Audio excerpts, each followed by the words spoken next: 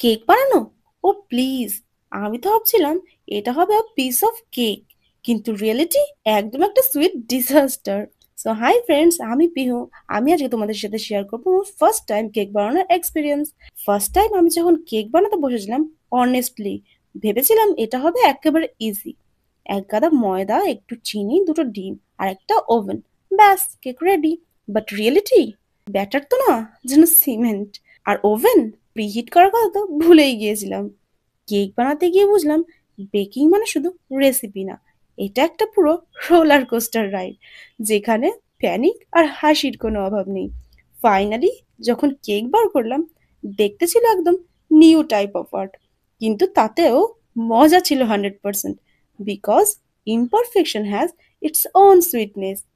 আজও যখন কেক বানাই, মনে পড়ে সেই প্রথম দিনের মিষ্টি ডিজাস্টার, আর মনে মনে হাসি পায়, because no matter how you start, the sweetness always stage.